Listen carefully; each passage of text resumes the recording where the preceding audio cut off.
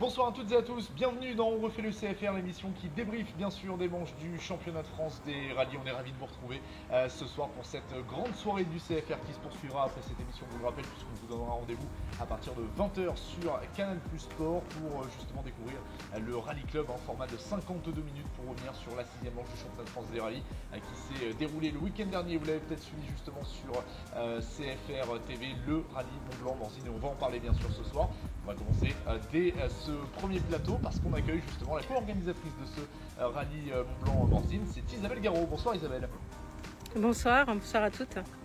À nos côtés, on accueille également celle qui participe cette année justement à l'Ada Coppel Electric Rally Cup, et elle était du côté de Morzine pour la deuxième sortie française de cette compétition cette année. C'est Sarah Rumeau. Salut Sarah. Salut. Et puis on accueille également celle qui est désormais la nouvelle championne de France des rallyes 2023. C'est comme ça qu'il va falloir évidemment la nommer désormais. Mireille Vidura qui est avec nous. Bonsoir Mireille. Bonsoir à tous. Bon, merci à toutes les trois en tout cas d'avoir accepté de répondre à notre invitation pour revenir justement pendant quelques instants sur ce rallye qui était la rentrée des classes le week-end dernier, bien sûr, du côté de Morzine. Naturellement, ma première question elle est pour vous Isabelle. On est quelques jours justement après la fin de votre événement qui a été franchement une réussite, on peut d'ores et déjà le dire. J'aimerais que vous nous expliquiez un petit peu comment vous vous sentez à l'heure actuelle et surtout quel est le bilan que vous tirez de ce 75e rallye Mont-Blanc-Morzine. On se sent bien. Toute l'équipe a tellement bien travaillé que là, on est en phase repos un petit peu, parce qu'avec tout ce qui s'est passé, on mérite quelques jours. Le bilan est déjà positif vis-à-vis de beaucoup de monde, de tous nos partenaires, de tous les concurrents et de toutes les communes traversées. Donc c'est un gros point positif pour nous. Ouais, super, et on peut encore une fois vous remercier pour tout le travail qui a été mené. On reparlera bien sûr de toutes celles et ceux qui ont œuvré justement pour permettre à ce rallye de s'organiser dans ces conditions. Sarah, ma deuxième question, elle est justement pour toi. On le rappelle, c'était la deuxième apparition de l'Ada Coppel Electric Rally Cup cette année sur le sol français, puisqu'on vous avait vu déjà à l'œuvre du côté de Gérardmer pour le rallye Vosges Grand Est. Qu'est-ce que ça change ça dans une saison un petit peu européanisée cette année pour toi, de rouler en France justement? Est-ce que ça change quelque chose ou est-ce que tu l'as abordé comme une manche parmi tant d'autres? En fait, c'est un petit peu différent. Déjà parce que j'ai évolué pendant 2 ans au sein du championnat de France. Donc en fait, finalement, automatiquement, quand on y revient un petit peu, il y a des affinités avec certaines personnes, même je dirais avec des spectateurs. C'était super agréable d'avoir des encouragements du bord des routes. C'est toute une atmosphère positive en fait qui nous porte et qui nous pousse justement à bien faire. Et en plus, l'avantage aussi, c'est de déjà connaître les routes sur lesquelles on va évoluer. Donc, je dirais que c'est surtout ces deux aspects-là qui sont un petit peu différents. Ouais, même si j'imagine que bon, la façon de gérer le rallye avec la Rallye 4 de l'année dernière par rapport à l'Opel Corsa électrique, forcément ça doit un petit peu changer la donne, mais c'est sûr, c'est un avantage notamment par rapport à certains de tes concurrents. Mireille, on le rappelle, tu as remporté ce titre de championne de France des rallyes ce week-end, à l'issue en tout cas du rallye Mont-Blanc-Morzine. On précise que même si mathématiquement effectivement ce titre est acquis, il sera officialisé dès la publication bien sûr des résultats en fin de saison par la FFSA. Mireille, j'aimerais que tu nous expliques un petit peu dans quel état d'esprit tu étais arrivé à Morzine, un rallye pas très très loin de chez toi, on le rappelle, puisque tu résides en Suisse, donc c'est peut-être le rallye le plus proche de la maison. Est-ce que tu avais justement cet objectif de boucler l'affaire, de boucler le championnat dès Morzine? Raconte-nous.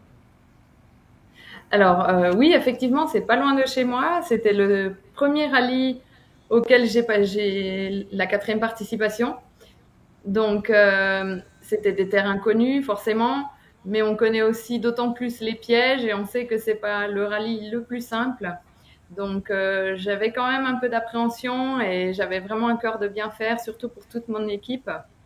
Et puis, on sentait quand même qu'ils savaient que si ça se terminait bien, on avait potentiellement la possibilité de remporter déjà le titre. Donc, c'était voilà, à double tranchant, vraiment très motivé d'y aller, mais en même temps, quand même un peu de retenue parce que il fallait vraiment pas faire d'erreur.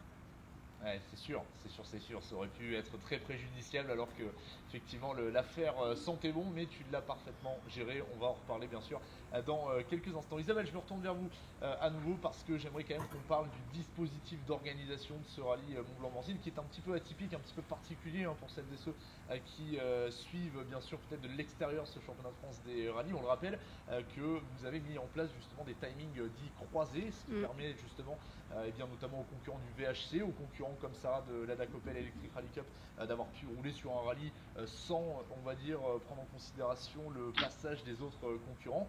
Sauf que ça, c'est fabuleux, mais ça génère un travail de titan, j'imagine. Donc j'aimerais que vous nous expliquiez un petit peu comment ça se prépare, combien de personnes ça nécessite, et surtout, justement, combien de personnes sont mobilisées sur le dispositif une fois que tout est en place. Oui, c'est vrai que c'est très compliqué à gérer. On va dire qu'on est 3-4 personnes. Il ne faut pas être nombreux non plus à gérer tout ça. Alors on s'envoie beaucoup des boîtes de Doliprane en photo parce que on a un gros mot de tête. Mais voilà, faut tout poser par terre sur table et on y arrive. Mais c'est vrai que c'est très très compliqué de le faire indécalé. Mais pour le bien de tous les rallyes, je pense que c'est une très bonne solution, que les VH partent d'un côté et que les modernes partent de l'autre. Après la DAC, c'est vrai qu'ils sont eux un peu plus indépendants du fait qu'ils ne peuvent pas faire le parcours en entier. Mais logistiquement, c'est un très très gros travail qui nous prend plus de 3 mois, 4 mois pour être sûr que tout passe au bon moment et que rien ne se croise et rien on va dire, se mord la queue en fait. Voilà. Oui, parce qu'il y a toute cette notion-là qu'on n'a pas forcément en tête, mais bien partir du principe que telle typologie de concurrent doit être à tel endroit, à telle heure et pas les autres, et effectivement tout ça, ça génère beaucoup de travail, il faut le souligner bien sûr. J'aimerais qu'on parle un petit peu bien sûr des performances du rallye, Sarah, Mireille, avant de laisser justement Isabelle vous poser quelques petites questions bien sûr. Sarah, déjà dans un premier temps, on a vu que tout au long du week-end tu étais en bagarre pour un premier podium cette année dans la Dakopel Electric Rally Cup. C'est ce que tu as réussi à faire, on le rappelle, tu as terminé 3ème avec ta copilote Julie Amblard sur ce rallye. Il y avait peut-être moyen effectivement d'aller chercher un petit peu plus, c'était ça l'objectif pour toi, c'était d'aller peut-être un petit peu plus loin que cette 3ème place? Ah ben, je pense que voilà, quand on me dit oui, mais voilà, tu as fait un bon résultat, je suis convaincue, mais en fait, voilà, on est 3e, donc on peut toujours mieux faire, c'est-à-dire qu'on aurait pu faire 2e, voire première. Donc ça, c'est l'objectif, on va dire, sur les prochaines manches. Maintenant, on a vu que les 2 personnes qui étaient devant, mes 2 concurrents, ont vraiment un sacré niveau. Voilà, on s'est battu principalement avec Max Reiter. C'était quand même assez serré. On a vu que Kalle Kalberg, justement, lui, il était vraiment un petit peu plus au-dessus. Mais les écarts se resserrent. En tout cas, c'est sûr qu'on aurait aimé faire la 2e place, c'est certain. Mais finalement, mon objectif, c'était de faire podium. Tout se jouait dans la dernière spéciale. Je pense que Max n'avait pas forcément le même objectif que moi. Lui, il joue vraiment la bataille avec Alberg. Ils sont vraiment à 5 points, je crois, de différence. Donc, je veux dire, lui, dans la dernière spéciale, c'était sûr, il allait tout donner. L'année dernière, il a fait 3 passages dans celle-ci. Donc, je savais qu'il avait peut-être un peu plus d'affinité avec cette spéciale que celle de 30 km. Donc, on a roulé fluide, propre. L'idée, c'était de faire un bon résultat sur la Power Stage. Mine de rien, on l'a fait parce qu'on a terminé 3e sur cette spéciale. Donc finalement, c'est vraiment du positif parce que voilà, Max Reiter, il faut rappeler que c'est sa 3e saison, Kalberg, c'est sa 2e saison. Je pense qu'ils ont des petits déclics qui ont fait qu'ils étaient un petit peu plus perfos. Mais en soi, je pense que sur cette course-là, on a trouvé certains déclics aussi. Donc je pense que c'est important de les avoir débloqués pour la suite de la saison. Oui, bien sûr, et puis ça va arriver progressivement, prochainement, effectivement, la suite de ta saison dans le cadre de ce championnat. Mais en tout cas, bravo pour ce premier podium, même si tu aurais peut-être aimé effectivement aller un petit peu plus loin sur ce qui est des marches suivantes du podium. Mais en tout cas, bravo pour cette belle 3ème place. Mireille, dès le début du rallye, on t'a vu effectivement prendre les commandes de ce classement féminin. malgré tout, malgré ce qu'on était en train de se dire il y a quelques instants, où l'erreur aurait pu arriver aussi, hein, bien sûr, il fallait rester mesuré, rester bien sûr concentré pour aller au bout de ce rallye. Comment tu as géré justement ce rallye? D'ailleurs, est-ce que tu l'as géré finalement, ou est-ce que tu es resté quand même avec un certain niveau d'attaque dans ton engagement pour justement peut-être pas commettre d'erreur? Eh ben, je dirais qu'au départ, on est parti quand même sur un bon rythme pour voir où on allait se situer.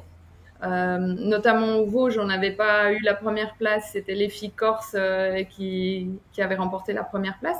Donc elles étaient à nouveau là, je me suis dit c'est chouette, comme ça il y aura un peu de bagarre. Après malheureusement elles ont connu une sortie de route et elles étaient plus dans la course malheureusement. Et malgré ça j'ai voulu garder quand même un certain rythme.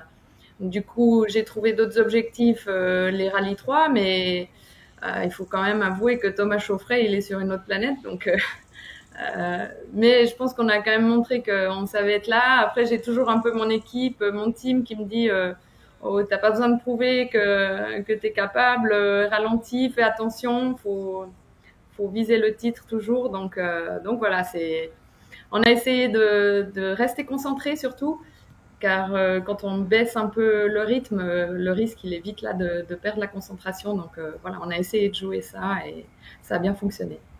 Ouais, ça a plutôt très très bien fonctionné, effectivement. On rappelle que tu as remporté effectivement du coup le classement féminin dans le cadre de ce rallye à Mont-Blanc-Manzine. On précise aussi, Mireille, c'est important, que même si bien sûr le titre est évidemment au cœur des discussions ce soir, au-delà de ça, tu as remporté bien sûr le week-end dernier la dotation offerte par le partenaire de ce championnat de France de rallye féminin qui est HDG, que tu connais bien sûr, puisque on rappelle tu roules sous la structure Bonneton HDG. Isabelle, bien c'est l'heure des questions. Isabelle, j'imagine que vous avez plein de choses à demander. Déjà, j'imagine que ça vous fait plaisir quand même d'ouvrir cette émission par un plateau féminin avec quand même les 3 derniers titres de champion de France des rallyes féminins qui sont avec nous, les 2 de Sarah et celui de Mireille. Donc Isabelle, la parole est à vous. Je fais bien. Non, m'ont toujours tenu à cœur. J'ai beaucoup roulé, donc du coup les filles dans le rallye c'est quelque énormément. Donc ça me fait vraiment plaisir et c'est pour ça que je tenais aussi à être sur le plateau à la conférence de presse avec les filles pour discuter un peu de tout ça. Donc en fait j'ai une question pour Sarah. Est-ce que tu es fière que Mireille soit championne de France? Bien sûr, elle a pris ta place, mais est-ce que tu en es fière quand même? Bah oui, j'en suis très fière parce que justement avec Mireille, on se battait l'année dernière. Donc finalement, bah, on a vu aussi en la regardant cette saison qu'elle avait augmenté le niveau. Moi, c'est vrai que bah, on s'occupe toujours du championnat de France. On regarde quand il y a un rallye toujours les classements, les résultats. Donc en fait, on suit plus ou moins les évolutions de chacun. Et du coup, effectivement, c'est vraiment une fierté que ce soit Mireille. Je le répète parce que en fait, on a fait une manche au Chablais. Et en fait, j'étais avec la DAC Opel électrique et du coup, j'ai crevé pendant mes reconnaissances et en fait, j'avais pas de solution, pas de route de secours et j'ai envoyé un message à Mireille et Mireille, elle a pas réfléchi, elle était à son travail, elle a quitté son travail avec son copain et ils sont venus me laisser la voiture de reconnaissance pendant que moi je faisais mes reconnaissances. Elle a été me changer la roue. Enfin, en fait, c'était juste magnifique, donc je tenais à le souligner parce que cette action, elle est vraiment très belle. Donc, bah, en plus pour ça, c'est cool qu'elle ait remporté le titre parce que elle mérite. C'est une amitié entre vous deux en fait. Bah, en fait, l'année dernière, c'était comment dire la concurrence parce qu'on était toutes là pour gagner et finalement, on a vu que bah, du coup, il y a eu un côté vraiment entre guillemets amical. Je sais pas si c'est le mot parce que on n'échange pas souvent, mais j'arrive pas à trouver exactement le terme, mais finalement, on a vu que dans la compétition, il y avait vraiment bah, des bons côtés, parce qu'il y avait de l'entraide à certains moments, même si on a été concurrente. Donc finalement, c'est juste ça que j'en retire comme, euh, comme parenthèse, en fait, comme synthèse plutôt. Donc voilà, c'est cool. Bon bah cool, ça fait plaisir d'entendre ce genre de message, effectivement. Isabelle, peut-être une autre question pour Mireille justement. Alors, toi qui résides juste à côté, Qu'est-ce que ça t'a fait de remporter ton titre au Mont Blanc en fait? Ah ben pour moi, c'était vraiment génial parce que j'ai des amis que j'ai pu inviter qui ont profité du service VIP du Rallye du Mont Blanc. D'ailleurs, un grand merci à toute l'équipe du Rallye du Mont Blanc qui ont mis ça en place. Je trouve ça génial. Et ils étaient ravis de pouvoir faire ça non loin de chez nous, de me suivre de si près. Et ben voilà, le Mont Blanc, c'est juste à côté. Et si j'ai envie de faire une balade de dimanche, ça me fait toujours plaisir d'aller à Morzine ou comme ça. Donc, c'est vraiment une manche que j'affectionne tout particulièrement. Et puis, pour revenir à ce que disait Sarah, ben voilà, c'est normal. Je pense qu'elle aurait fait exactement pareil pour moi. Et je pense que voilà, on doit être solidaire, surtout entre filles. Et puis, du coup, ben voilà, c'est un peu dommage, je trouve, qu'elle soit plus parmi nous dans le championnat de France parce que du coup, ça aurait rajouté un petit peu de compétition encore. En plus, toutes les deux, on est vraiment compétitrices à fond. Donc, mais c'est pas grave, il y en a d'autres qui viendront encore et après, ben voilà, nous on cherche aussi à viser le classement général, le classement avec les garçons. En tout cas, moi, je pense que c'est important qu'on garde ce côté mixte parce que au final, pour tourner un volant, on n'a pas besoin forcément de muscles ou de biscottos pour le faire. Non, non, c'est clair. Et puis on rappellera que toutes les deux, vous étiez d'ailleurs dans le top 15 l'année dernière du rallye Cœur de France Région Centre-Val de Loire, avant malheureusement la petite sortie de Sarah, mais ça se battait évidemment avec tout le monde et c'est très important de le souligner, Mireille, effectivement. Après, petite idée, Mireille, tu peux venir sur la Terre aussi, pourquoi pas. Comme ça, tu retrouveras Sarah, ça sera sympa, ça pourra nous offrir de belles bagarres. Moi, je jette ça comme ça, et puis après, vous voyez. Je prends. Allez, voilà. On sait jamais, on sait jamais, on sait jamais. Allez, avant de terminer ce plateau, on va simplement regarder déjà les classements, bien sûr, qui vous ont incombé toutes les deux. Déjà le classement féminin, bien sûr, de ce rallye Mont-Blanc-Morzine, avec donc la victoire de Mireille et de sa copine Mélanie Tandy. Comme je le disais, cette victoire permet mathématiquement à Mireille de devenir championne de France des rallyes 2023, devant justement Alison Viano, multiple championne de France également, et Charlotte Oléa. Et puis, pour ce qui est de Sarah, dans le cadre de l'Opel Electric Rally Cup, eh bien, on le rappelle, Sarah et Julie qui ont pris la 3e place, la victoire de Calais-Calberg, Max Richter qui prend donc la 2e place et Sarah et Julie que l'on retrouve à la 3e position. On aura une petite pensée également pour Cindy Gudet et Jeanneret qui malheureusement sont sortis de la route dans le cadre de ce rallye. La suite de la saison pour toi, Sarah, raconte-nous un petit peu comment ça va se préparer, notamment du côté de cette Ada Opel Electric Rally Cup. Et bien du coup, fin du mois, on part au rallye du Stemmweder, donc en Allemagne, pour faire l'avant-dernière manche de cette coupe.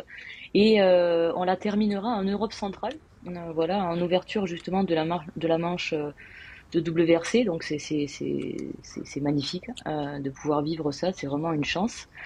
Et en amont, enfin pas en amont, mais en parallèle plutôt, je vais faire les Quarts d'Abel et le Vaucluse. Ok, super. Donc voilà. Et du coup, j'attends Mireille au quart d'appel. Tout à fait. C'est ce que j'allais dire. Mireille qui sera. C'est quelle date? C'est début octobre. Alors, je vais me faire piéger. J'ai plus les dates exactes. Si, c'est juste après le Cœur de France. Voilà, wow. C'est ça. Les 7 et 8 octobre. Voilà, je regarde en même temps dans mon calendrier. 7 et 8 octobre. Du côté de Millau. Blague à part, Mireille, comment toi tu vas gérer la fin de cette saison avec ce titre déjà acquis, mais un rallye qui arrive, le rallye de Blanc, ça avait très bien marché pour toi l'année dernière. Ah, j'ai un petit peu de bruit dans les oreillettes là, mais. Ah oui, pardon. C'est la nature du côté d'Isabelle. Ah, c'est ça. C'est pour ça. Ok. Oui, je me réjouis particulièrement de retourner à Vendôme pour le Rallye Cœur de France. J'avais rencontré des personnes vraiment incroyables, des passionnés, et on avait eu la chance de gagner cette manche-là. Et du coup, je me réjouis vraiment. Pour la suite de la saison, je regarde un peu quand même le trophée Michelin amateur. Je tiens à souligner qu'on fait vraiment ça en tant qu'amateur. J'ai des amis, ils sont bouchers ou chimistes. Enfin, c'est ce qui fait le côté chouette de l'équipe, c'est qu'on est tous des passionnés et qu'on fait ça à côté de notre travail. Et du coup, le trophée Michelin amateur me tient beaucoup à cœur. Après, je sais que c'est pas encore tout fait ni gagné, mais voilà, j'aimerais faire les 3 dernières manches pour quand même voilà, continuer à marquer des points et essayer de faire le meilleur classement possible.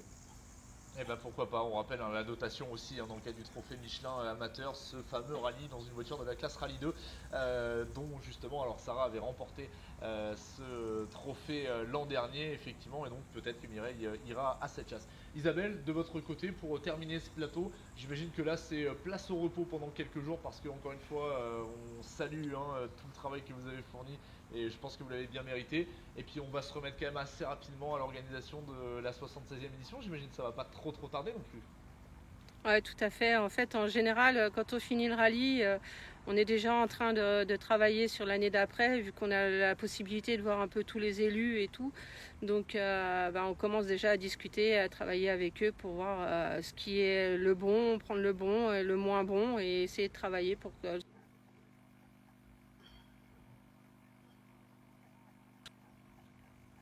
Super, nickel. Bah, merci beaucoup en tout cas pour ces précisions et merci à toutes les trois d'avoir été à nos côtés pour ce premier plateau. Vous restez bien sûr avec nous pour la suite de l'émission.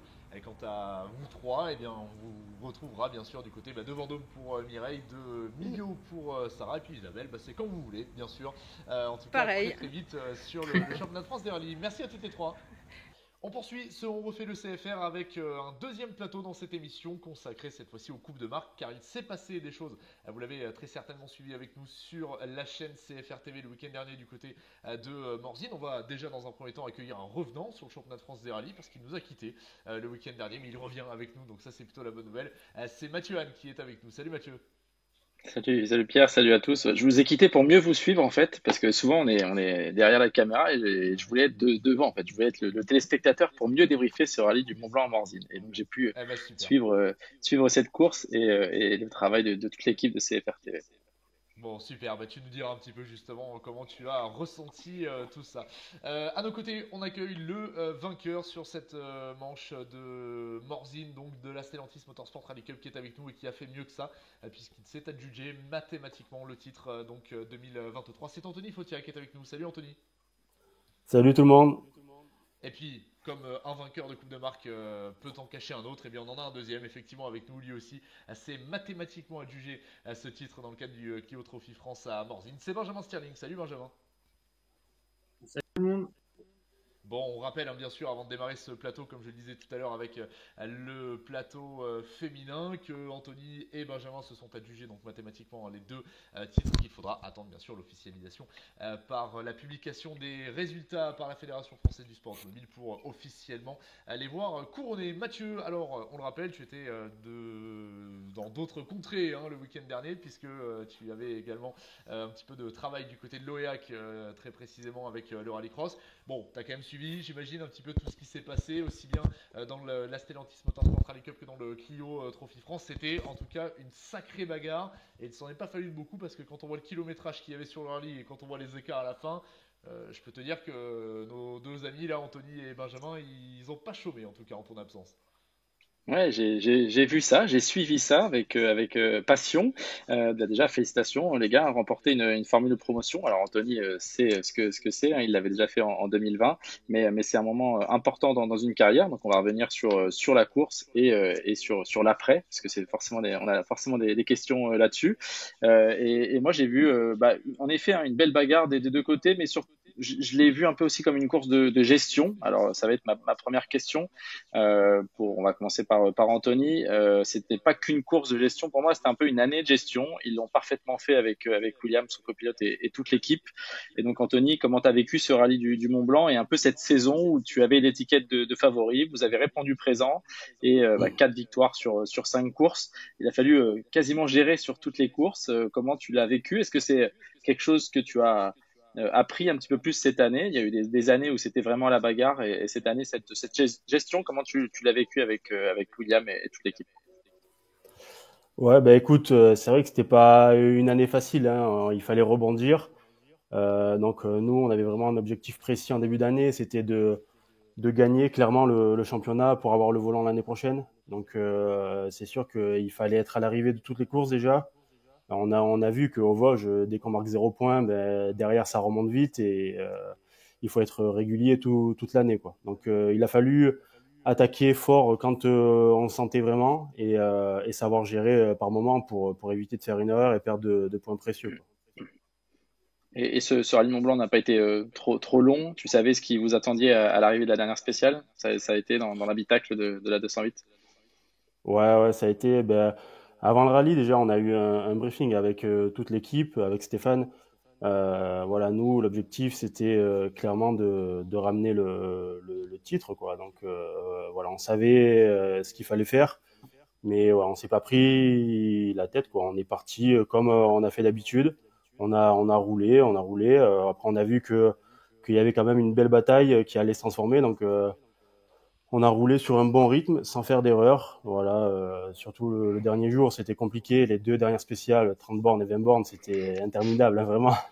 Je voulais vraiment faire 0 erreur, donc c'est ce qu'on a fait. On a eu une très bonne voiture tout au long de la saison, et voilà, je pense que c'est aussi grâce à ça qu'on en est là aujourd'hui. Donc je suis vraiment très très heureux pour déjà pour moi, pour mon copilote, et puis pour l'équipe surtout. C'est top de gagner ça tous ensemble. Bon, pour Benjamin, c'est un petit peu différent. On imagine que l'objectif de début de saison était le même qu'Anthony, mais pas forcément le seul avec l'étiquette de favori dans le Clio Trophy France. On le rappelle, une moyenne de 38 ou 39 concurrents au départ de chaque manche. C'est dire voilà, c'est pas facile de s'extirper de tout ça, mais une belle saison régulière, des podiums, une troisième place, une deuxième place, et puis ces 2 victoires. Est-ce que ce rallye du Mont Blanc c'est la première fois où là maintenant tu étais clairement dans la peau du favori, tu savais ce qui pouvait arriver aussi en fin de rallye? Est-ce que vous l'avez, avec Florence, abordé de manière différente? Ouais, tout à fait. On connaissait l'éventualité du rallye selon la position. Donc, on l'avait bien pris le rallye. Donc, depuis le une fois que c'était fini, on s'est dit faut mettre toutes les cartes de notre côté, faut y aller. On travaille à 200%, on s'en donne les moyens. Et ça passe en blanc, mieux. Qu'on apprécie beaucoup, une région qu'on aime beaucoup. Donc, on s'est dit hop, si on concrétise là-bas, c'est chouette. Et on a été étonné de faire le scratch dans la première, étant sorti avant d'arriver. On a travaillé les caméras à fond et après, Romain, il n'était pas très derrière, donc il nous a poussé à faire un beau rallye. Non, c'était une chouette bataille avec eux. Il y a eu quelques fêtes derrière avec sur le de Julien et de Yann en début de deuxième jour. Et voilà, donc tout s'est super bien déroulé. L'équipe, pareil, enfin, sur le bout de la saison. Et la voiture a été tip top. Donc, franchement, un week-end parfait pour nous. Ouais, on a eu l'impression, on a eu quelques petites coupures de son, hein, Benjamin, mais on a bien compris en tout cas la nature de ta réponse. Mais on a vraiment eu l'impression en tout cas qu'il y avait eu un sacré déclic, hein, quand même dans l'habitacle de la Clio du Sébastien Le Racing, hein, depuis cette première victoire à Rodez il y a quelques semaines de cela, qui s'était fait attendre effectivement et qui a quand même un petit peu déclenché eh bien, la suite des événements. Mathieu, tu m'avais piqué mes questions parce que c'était exactement ce que je voulais me demander. On avait l'impression qu'effectivement Anthony avait la casquette de favori cette saison dans le cadre de la Stellantis Motorsport Rally Cup. Il a assuré, il a assumé son statut effectivement. Et puis on a vu Benjamin Stirling effectivement monter en puissance tout au long de cette saison, et ça se concrétise effectivement avec ces très beaux résultats. J'aimerais qu'on reparle un petit peu du rallye, Anthony et Benjamin, si vous le voulez bien. Anthony, on a suivi un petit peu cette bagarre avec notamment un garçon qui était dans tes échappements tout au long du rallye, c'est Jérôme Chavannes, hein, impressionnant Jérôme Chavannes, à domicile bien sûr, qui remporte lui aussi la breloque dans le cadre du classement expert. Franchement, c'était une très belle bagarre, et puis derrière on n'oublie pas non plus Lucas Darmezin, hein, qui prend la 3e place. On fera un petit topo sur le classement. Il fallait quand même pas s'endormir, Anthony, hein, parce que il n'aurait pas fallu en tout cas partir sur un faux rythme, vouloir gérer et trop gérer et peut-être laisser filer des points précieux qui auraient pu coûter peut-être à terme assez cher. Ouais, c'est clair. On est parti dans le rallye. Bon, je m'attendais à ce qu'il soit vite quand même ici parce que c'est quand même un local de l'épreuve et tout, donc je m'attendais à ce qu'il soit quand même assez vite. Mais ce qui m'a surpris, c'est surtout dans la 2 là, dans Jouplane, il fait un super temps alors que nous, on n'avait vraiment pas dormi. Je me suis dit là, je pense que on est quand même tombé sur un client aussi. Je me suis dit, il va falloir rouler sur un gros rythme et c'est ce qu'on a fait tout le week-end. Mais voilà, après, on pouvait pas s'empêcher de penser, fais pas d'erreur, parce que la moindre erreur, ça pouvait coûter cher pour le championnat. Donc voilà, mais en tout cas, il y a eu un gros niveau, mais toute la saison, je trouve qu'il y a eu du gros niveau sur la terre, à Langres, il y a eu un gros niveau aussi. Donc sincèrement, on n'a pas beaucoup géré dans la saison. Il a fallu quand même se cravacher, comme on dit.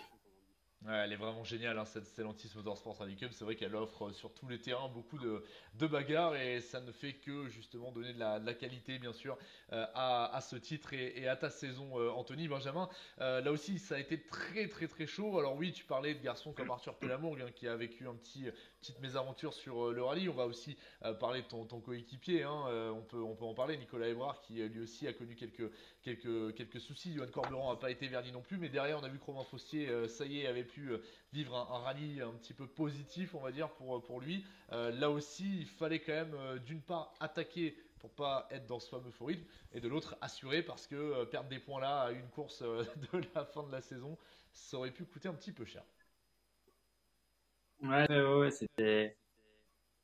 c'était tendu. Avant la dernière, il en restait 10 secondes entre nous et Romain. Et du coup, c'était un sentiment assez particulier de se dire qu'au bout de cette spéciale, si tout se passe bien, on se doutait que le titre était assuré en fonction aussi de la spéciale que allaient faire Arthur et Benjamin. Donc, ça a été compliqué. Le Rouergue, c'était déjà une émotion particulière de mener un rallye du Clio Trophy et de chercher la victoire jusqu'au bout. Sauf que là, par contre, là, ce week-end, on a mené du début jusqu'à la fin le rallye. Donc, non, c'était chouette. Et du coup, dans la dernière spéciale, on s'est lâché, on s'est fait plaisir. Puis, ouais, le temps a suivi en fonction de. Ouais, tout l'agent de remporter le Mont Blanc. Et après, d'être sûr, enfin, mathématiquement, d'avoir le titre. Là, il y a tout qui retombe, tout le travail d'une saison. Et voilà, c'était génial. Eh ben ouais, normal, on Bon, peut le comprendre. Et puis en plus de ça, on rappelle, hein, c'était ton anniversaire il y a quelques jours là, il y a 2 jours, hein, si je dis pas de bêtises. Donc bah voilà, bon anniversaire donc dans cette émission, Benjamin. Mais donc forcément, c'est le meilleur cadeau évidemment que tu pouvais t'offrir, je l'imagine. Mathieu, tu as peut-être d'autres questions à poser à Anthony, à Benjamin. Je te laisse carte blanche. j'en ai plein, mais tu es le maître du temps, donc tu vas me stopper. Mais Je, j'en ai, je te allez, mets, je te une et demie mets une croix chacun. rouge, t'inquiète, je te mets un drapeau, voilà, quand on n'a plus le temps, mais t'inquiète, on est bien, on est bien, on est bien, Je- tu je- peux y aller, je- Mathieu. J'en ai une et demie chacun et bon anniversaire, hein, Benjamin. J'ai vu ça en travaillant un petit peu l'émission, que c'était il y a pas longtemps, donc bon anniversaire. Et j'ai vu que tous les deux vous aviez 26 ans, donc voilà, deux espoirs du rallye français avec des carrières un peu différentes. Et du coup, ma première question elle va être pour Benjamin.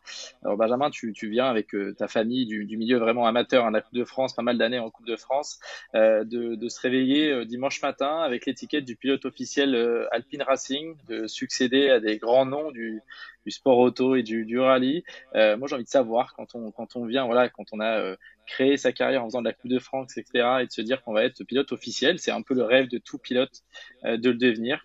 Qu'est-ce que ça fait, même si c'est difficile de s'en rendre compte, j'imagine, et que tant que tu seras pas assis dans la Clio Rally 4, ça va être un petit peu dur de se l'imaginer, mais qu'est-ce que ça fait? Bah ouais, comme tu dis, ça nous a bien fait bizarre. De se réveiller dimanche matin, de se regarder et de se dire ah, on l'a fait, ouais, on l'a fait. Et, et comme tu dis, on était au petit déjeuner, on parlait ensemble, on se disait ah ben du coup on succède Anthony la première année en 2020, Romain en 2021, Tom en 2022 et nous en 2023. Donc waouh, qu'est-ce qu'on a fait là? Donc ça a été surtout aujourd'hui travail, vu que j'avais mes derniers congés paternité à prendre depuis la naissance du petit. Donc ça s'est bien goupillé entre le Mont Blanc et mon anniversaire. Donc on a pu en profiter en famille et ouais, en arrivant au travail, je me dis bon ouais, tous les collègues qui m'attendent, c'est fou, quoi. Et du coup, le travail est pas terminé. On le rappelle, hein, pour ceux qui nous regardent, hein, il y a le titre team à aller chercher avec le Sébastien Racing, Benjamin, avec tes coéquipiers. Là aussi, ça va être important. L'histoire serait belle de ramener ce titre à l'équipe et de partager ça l'an prochain avec eux. On sait qu'il y a un autre pilote qui a signé un contrat avec la marque Alpine et Dacia qui est pas très loin de chez toi aussi. Voilà, ça pourrait écrire un beau début d'histoire avec la marque Alpine et anciennement Renault et voilà, tout le monde ensemble là, du côté de l'Alsace. Ouais, tout à fait, ouais, c'est ça. On a commencé le travail en remportant déjà le titre général, enfin pilote avec nous. Donc ouais, après de belles années de travail à leur côté, ça serait la moindre des choses de leur offrir le titre team comme ça l'année prochaine. On va être ensemble et ça sera une superbe année pour tous, quoi. Ok, bon, on vous le souhaite et on suivra ça, hein. Ça sera sur la chaîne YouTube CFR TV. Est-ce que Maître du Temps me laisse une question pour Anthony? Ah bah Rapide. oui, y a pas de souci. Je voulais juste dire perso, je vois pas de qui tu parles hein, quand tu parles d'un pilote Dacia, je sais pas quoi, de Je sais inconnu. pas, Moi, je ça sais me, pas, ça me dit rien. Ça me dit mais rien. voilà, Ça me dit tout rien. ça c'est la même famille et du coup ça pourrait peut-être nous offrir des bonnes opportunités sur le championnat de France des rallyes Complètement. l'an prochain Bien sûr. avec un Complètement. Sébastien Racing aux couleurs un peu du losange et de tout ça, quoi, voilà. Eh ben, Non, ça serait Anthony, une belle idée en tout cas. Mathieu, vas-y, je te laisse poser ta question, hein, Anthony.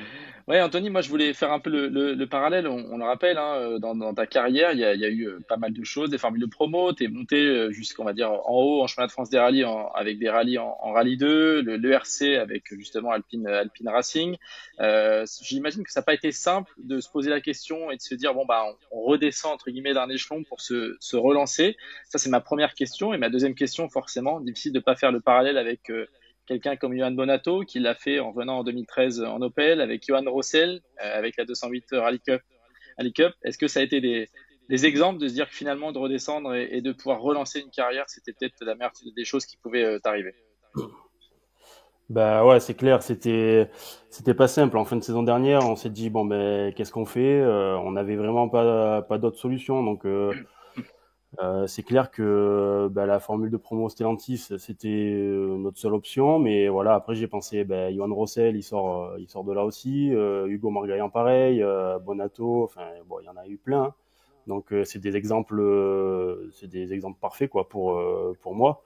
Et voilà, après il y a eu quand même Stéphane Sarrazin qui m'a bien motivé à partir dans ce championnat, à bien travailler nos rallyes et puis on a fait tous les rallyes quasiment en parfait quoi. On a eu une voiture parfaite et on s'est vraiment donné les moyens cette année de réussir et on s'est dit vraiment quand on est parti là-dedans en début de saison, c'est pour gagner et on voulait pas autre chose clairement quoi. Donc on a vraiment tous donné notre chance pour gagner quoi.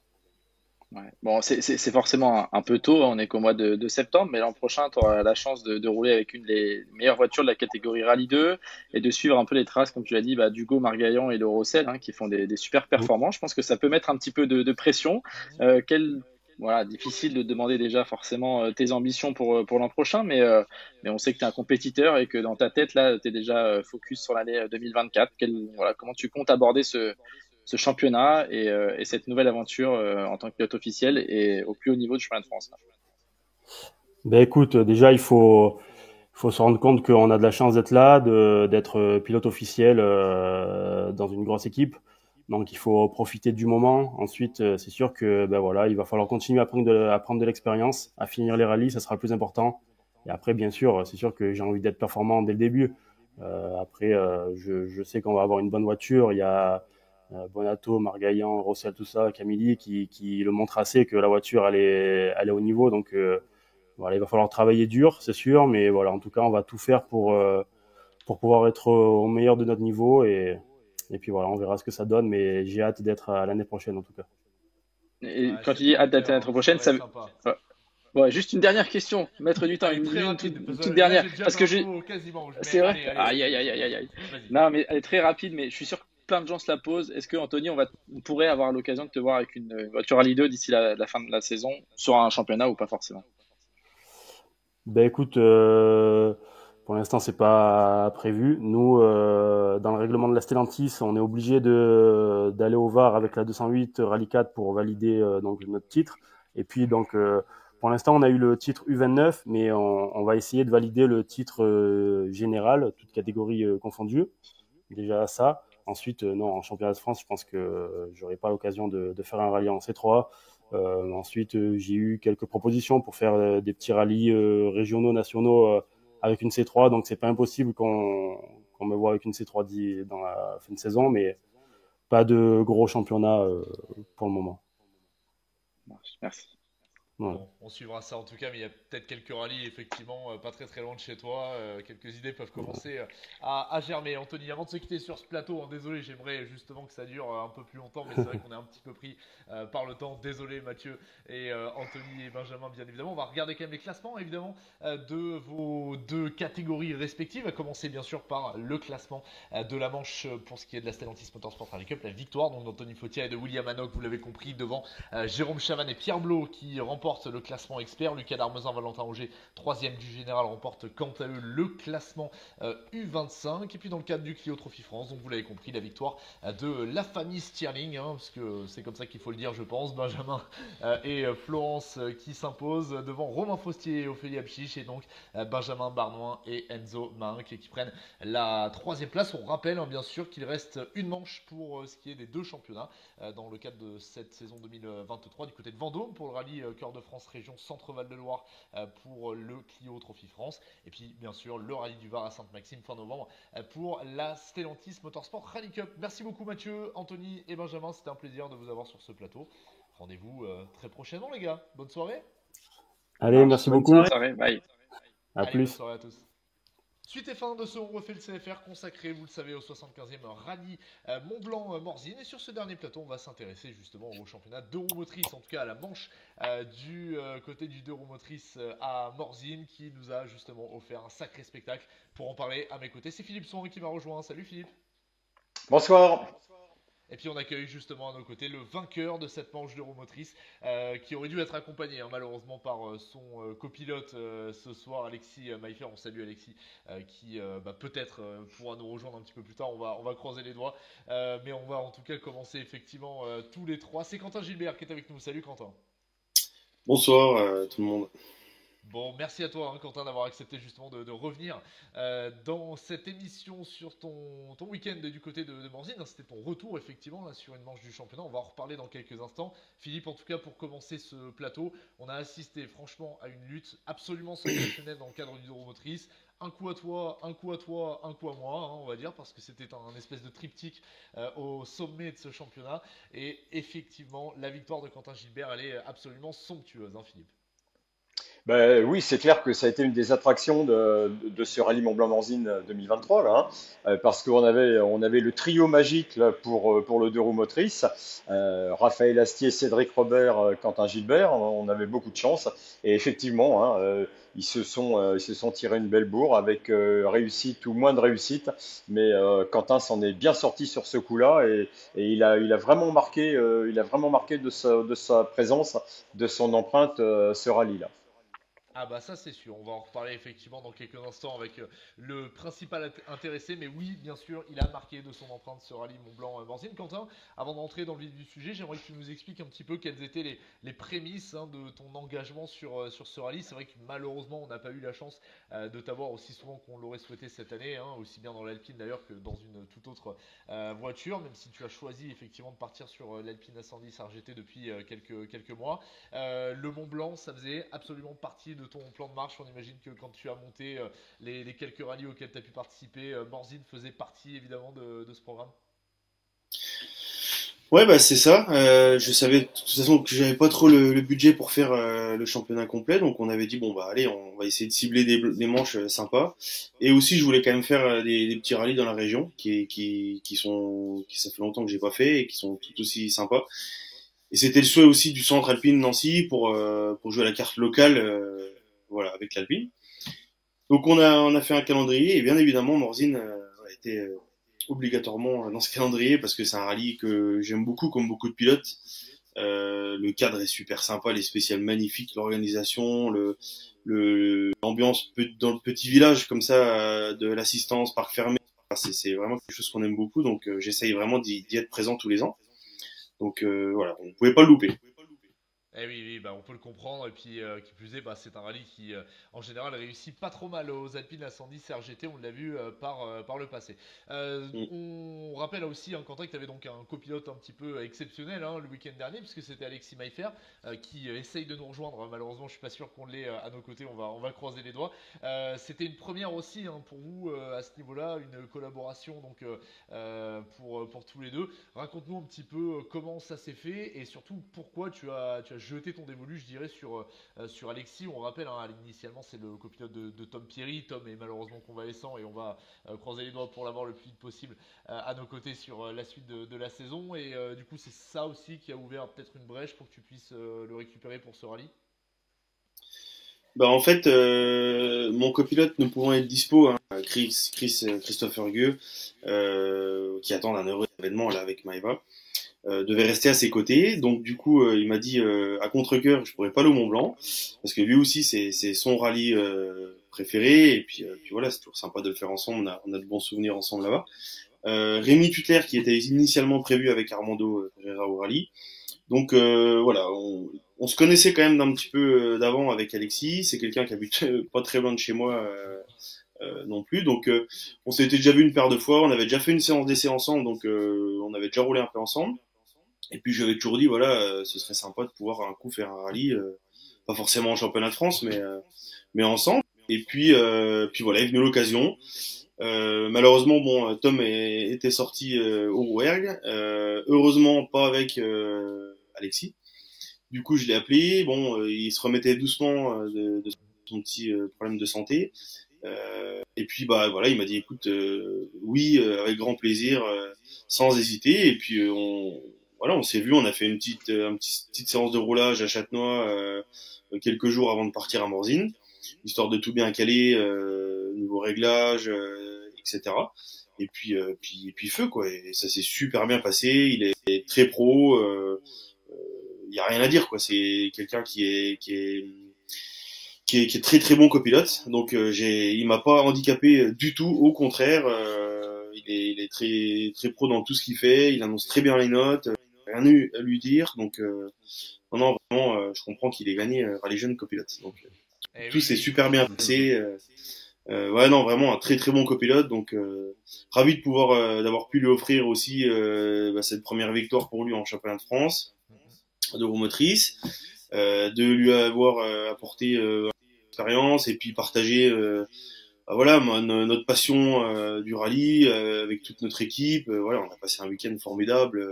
Voilà, c'était super. Eh ben, ça avait l'air d'être une affaire bien menée, en tout cas, effectivement, avec Alexis. Alexis, effectivement, qui est lauréat de l'opération Rallye Jeune en 2019. Il faut 2019, ouais. rappeler. Oui, 2019 avec Arnaud Dunant, d'ailleurs. C'est moi 2009 et lui 2019. Voilà, c'est ça. Donc c'était un équipage purement religieux. Rallye Jeune. Tout à fait. Ouais. D'où la petite particularité effectivement de ce beau résultat. Philippe, au-delà de ce rallye Mont-Blanc-Morzine qui a été extraordinaire aussi bien dans tous les classements et notamment dans le cadre du deux roues motrices, on en a parlé parce que la bagarre elle a été top. Moi j'aimerais qu'on s'intéresse un petit peu aux deux roues motrices cette saison sur le championnat de France des rallyes. Franchement, il faut le dire. Alors c'est vrai que malheureusement on n'a pas souvent eu Quentin avec nous et on peut le regretter. Par contre, quand on regarde les précédentes manches avec Cédric Robert d'un côté, Raphaël Astier de l'autre, on a quand même l'impression que deux roues motrices, et je serais curieux d'avoir l'avis de Quentin sur le sujet, mais on a l'impression que le championnat a quand même pris un sacré niveau là ces derniers mois. Comment toi tu vois les choses, Philippe? Ah ben oui, parce que ils sont venus s'intercaler. Là, ils étaient trois. On peut dire qu'ils étaient deux précédemment, hein, Cédric et puis Raphaël.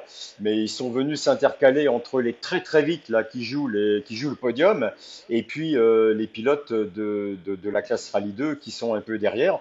Donc il faut vraiment compter avec eux. Et puis ça fait podium. Hein. On a vu Raphaël Astier faire podium à l'Aveyron Rouergue. L'an dernier, il y a 2 ans, Cédric Robert en a fait quelques quelques-uns des podiums aussi. Donc c'est sûr ils sont venus perturber un petit peu là, la fête des R5 Rallye 2. Et c'est d'autant plus surprenant que lorsqu'elle est arrivée, cette Alpine, on se doutait bien qu'elle allait être performante, mais on la voyait pas vraiment faire jeu égal avec les R5 Rallye 2, jusqu'à cette fameuse performance justement au Mont Blanc de Manu Guigou, là, hein, pour une des premières sorties. Et là, on s'est dit, waouh, là, il va falloir compter avec elle quand même, hein. Eh oui. Mais Eh toi qui as piloté les deux, Quentin, hein, qui a piloté pendant de nombreuses saisons en R5 Rallye 2 et qui pilote maintenant cette voiture, qu'est-ce que tu en penses du delta de performance qu'il peut y avoir entre ces deux catégories?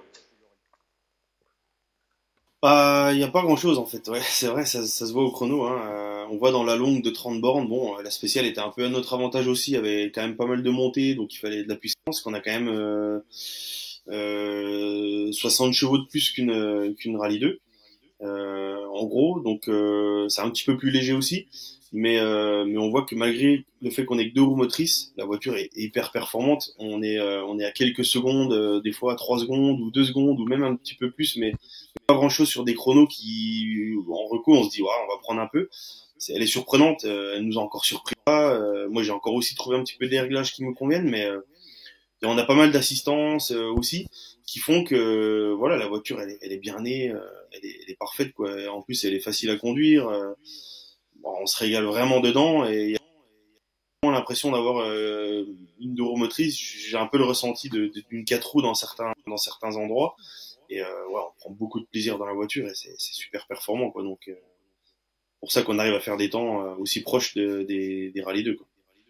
Eh oui, on attend quand même, hein, toujours la deuxième victoire d'une Alpine Incendie GT en championnat de France des rallyes. On rappelle, hein, ça date de l'Antibes 2021 avec Nicolas Siamin, mais on a vu des podiums, effectivement, Philippe, hein, même l'année dernière, hein, encore une fois, avec Cédric Robert, bah, notamment, hein, on en reparlera bien sûr, mais Vendôme pourrait être, pourquoi pas, une terre pour les Alpines Incendie GT. On en reparlera évidemment dans les prochaines semaines. Philippe, tu avais peut-être une autre question à poser à Quentin. Vas-y, hein, fais-toi plaisir. Tu as le champ libre. Tu as le champ libre. Ouais, ouais, tout à fait.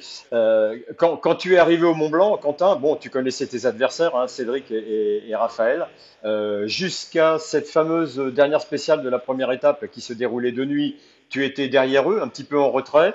Qu'est-ce qui s'est passé dans la dernière spéciale là? Ou à la fin de la dernière spéciale, tu te retrouvais devant eux, par contre.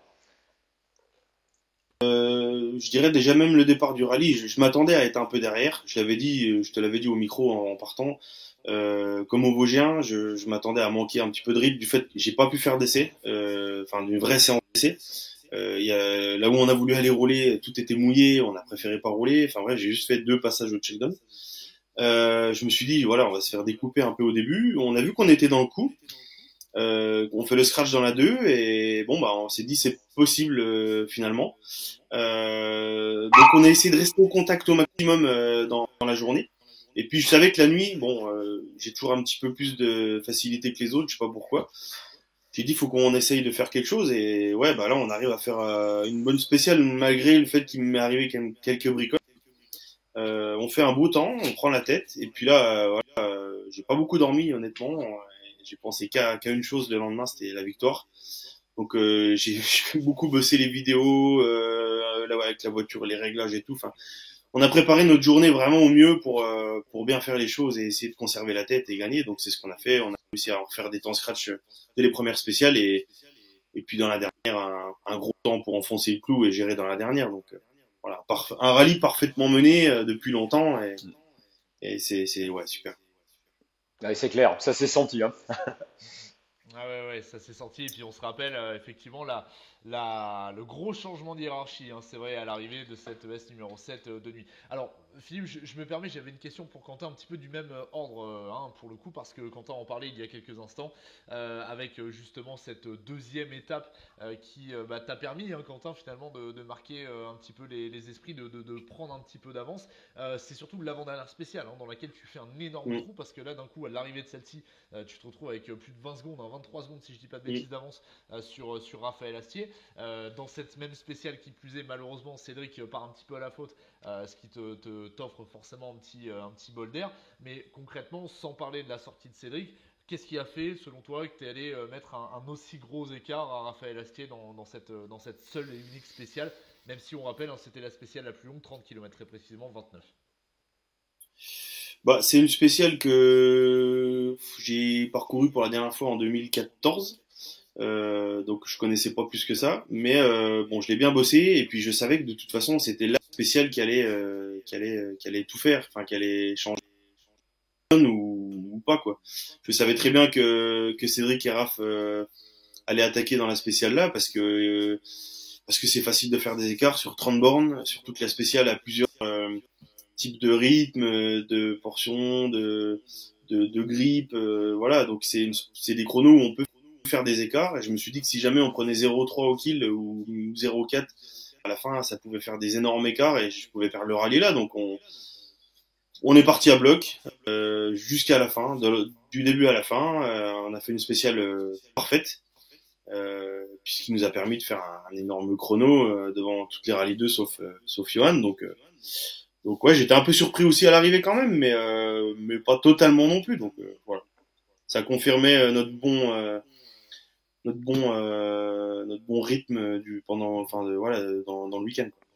Ouais, bien sûr, et puis ça confirmait aussi, hein, c'est ce qu'on disait tout à l'heure, la forme de l'Alpine A110 s'est Voilà. reflétée notamment sur certaines spéciales du Mont Blanc-Morzine, hein, Mm. effectivement, la spéciale des 3 cols est peut-être Mm. la spéciale pour, pour pouvoir vous exprimer avec ces autos-là. En tout cas, Philippe, bon, je pense qu'il faut le dire, si d'aventure Quentin arrivait à trouver des solutions pour venir nous voir un petit peu plus souvent sur la fin de la saison, ça nous promettrait quand même des débats très très animés dans le deux roues motrices, parce qu'on rappelle qu'il y a encore effectivement la lutte pour le titre, hein, qui fait rage entre justement d'un côté Raphaël Astier, de l'autre côté Cédric Robert, notamment pour ce qui est des alpinistes. C'est presque dommage en tout cas de ne pas avoir vu Quentin un petit peu plus tôt dans ce championnat, parce qu'on aurait eu là aussi un troisième très très gros client, je pense. Oui, mais bon, il vient de nous dire qu'il serait peut-être au VAR, hein. Et puis s'il en parle aujourd'hui, c'est il a ça dans un coin de la tête. Donc je pense qu'on le verra au VAR. Voilà. Moi, j'ai une toute petite question d'ordre général en ce qui concerne Quentin. Quentin, tu as un passé quand même derrière toi. Tu as une carte de visite, hein. On n'oublie pas que tu es resté 5 ans au championnat du monde. Tu as été champion du monde de WRC3, champion du monde junior. Tu as disputé une petite quarantaine de rallyes de championnat du monde. Euh, qu'est-ce que tu ressens aujourd'hui quand tu te retournes sur ce passé? Et est-ce que tu te dis, ah, avec les connaissances que j'ai aujourd'hui, j'aurais peut-être pu faire ça? Est-ce que tu as des regrets suite à ces 5 années passées en championnat du monde? De ce que j'ai fait, bien sûr, de ce qu'on a fait. Ouais, j'ai des regrets parce qu'il y a pas mal de petites choses que j'ai fait pas mal de conneries aussi, hein, pour parler clairement. Donc j'ai quand même pas mal de regrets, des décisions des fois aussi qu'on a prises un peu hâtivement. Mais bon voilà, je me dis aujourd'hui c'est la vie. J'ai eu une belle carrière, j'ai fait de belles choses. Aujourd'hui, je fais toujours de belles choses parce que je vis des émotions comme j'ai vécu le week-end dernier avec tous mes potes, la famille, les amis, les partenaires qui sont là. C'est des émotions qui se ressemblent à celles que j'ai pu ressentir en mondial. Donc voilà, c'est sûr que des fois, je me dis, ah, si j'avais fait ci, peut-être que ça aurait fait ça. Je sais pas où je serais, mais oui, beaucoup m'en parlent, surtout après des résultats comme ça. On aurait pu faire de belles choses. C'est sûr que je suis fier d'avoir un bon coup de volant comme ça, mais bon voilà, je regrette pas non plus. Faut pas vivre avec des regrets, comme on dit. Donc je suis fier de ce qu'on a fait. J'aurais beaucoup de choses à raconter à mes enfants et voilà, je suis très reconnaissant de toutes les personnes qui m'ont aidé à arriver à faire tout ça. Donc non, je regarde devant et derrière avec de la fierté. Bon, si je Oui, peux me et permettre, tu as raison. le palmarès c'est quand même plutôt pas mal, hein. Malgré tout, effectivement, c'est quand même loin d'être négligeable. Quentin, quand même, juste comme ça, une petite question que certains peuvent se poser. Est-ce que avec ces performances-là, dans un futur plus ou moins proche, on peut envisager un jour de te retrouver sur un championnat de France complet avec peut-être une voiture de la classe R5 Rallye 2, peut-être pas, hein, peut-être l'Alpine, peut-être que tu as définitivement adopté le monde du deux roues motrices. Est-ce que ce sont des choses quand même auxquelles, à défaut de pouvoir les mettre en place là tout de suite, tu restes en veille au cas où ça puisse se monter? Bah, les choses vont se décider là dans les semaines qui arrivent, mais j'aimerais essayer d'être là sur quelques manches quand même déjà régulièrement l'année prochaine avec l'Alpine. Parce que j'aimerais bien ben voilà mettre un petit peu en application tout ce qu'on a pu apprendre cette année en termes de connaissances sur la voiture, de réglage, de tout ça. Je me dis qu'on a peut-être un coup à jouer, à voir qui repart ou qui revient ou qui vient en deux roues motrices, mais voilà, la voiture me plaît. Le championnat me plaît forcément, hein, c'est toujours un grand plaisir de pouvoir faire du championnat de France. Mais voilà, le problème majeur c'est le budget. Donc on va essayer de voir ce qu'on peut trouver là pendant l'hiver. C'est pour ça que j'aimerais bien potentiellement aller au VAR, hein, parce que je pense que c'est toujours bien d'être au VAR quand même. Et puis voir ce qu'on peut faire sur un rallye que je connais plus trop, sur des routes qui tournent beaucoup, qui sont pas forcément là où je suis avantagé. Donc on va voir, mais c'est sûr que si j'avais les possibilités et le budget, j'aimerais, oui, forcément, faire un championnat complet. Je me sens tout à fait capable d'aller battre un Johan Bonato, un Eric Camilli. Par le passé, j'ai eu une grosse bagarre avec Johan, au final, où on se battait pour quelques secondes à l'arrivée. Donc, oui, c'est sûr que ce serait top de pouvoir essayer à faire quelques manches, au moins les 5-6 premières manches l'année prochaine, et puis voir ensuite.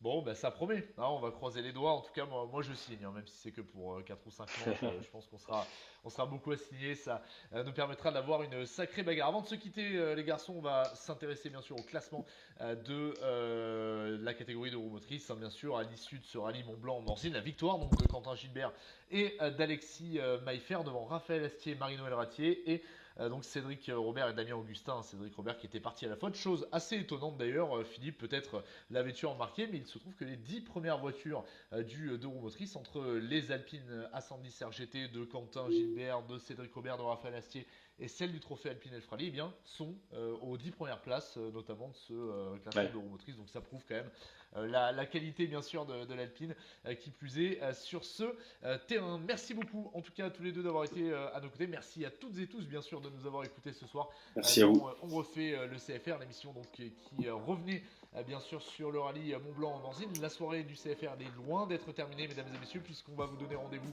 à 20h très précisément sur Canal Plus Sport pour découvrir les 52 minutes mises en boîte par nos confrères de Canal Plus, hein, pour ce qui est de Rallye Club. Donc bien sûr vous restez connectés. Juste après évidemment on mettra le maillot d'équipe de France, hein, pour le match d'ouverture de la Coupe du Monde. On sera tous derrière les Bleus, mais avant d'être tous derrière les Bleus, on sera bien sûr tous derrière le poste de télévision pour revivre en tout cas ce rallye Mont-Blanc-Morzine via les images de Canal+. Et puis quant à nous, on se donnera rendez-vous après le rallye Cœur de France Région Centre-Val de Loire. Ce sera le jeudi 5 octobre 2023 à 19h, toujours pareil sur la chaîne YouTube CFR TV. Merci Philippe, merci Quentin, je vous souhaite une excellente soirée. Donc allez les Bleus, hein, on est d'accord les gars, allez les Bleus. Bien sûr, bonne soirée à tous. Merci beaucoup. Bye bye.